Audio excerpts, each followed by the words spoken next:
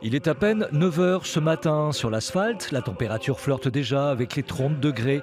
Depuis bientôt 2 heures, le bataillon douanier enchaîne les allers-retours en cadence, travaille sa chorégraphie synchronisée, répète ses gammes sous un soleil de plomb. On connaissait le flair du douanier, on a découvert son endurance dans des conditions caniculaires.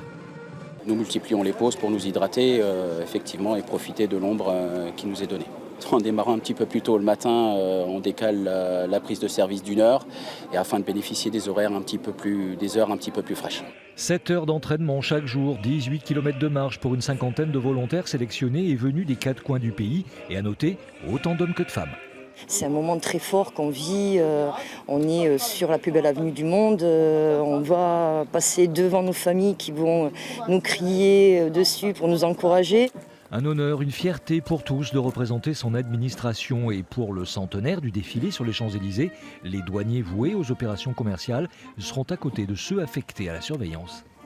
C'était aussi une chance d'être au contact des personnes qui sont sur le terrain et puis avoir la chance de représenter aussi la diversité des missions de la douane et la direction générale. Nous avons des marins, nous avons des gens d'unité de sûreté sur le transport sur Calais, nous avons des personnes qui viennent des brigades de surveillance intérieure. Nous avons des personnes qui viennent encore des brigades sur la frontière suisse. Donc c'est toute cette palette de métiers que nous avons qui va être représentée cette année sur les champs.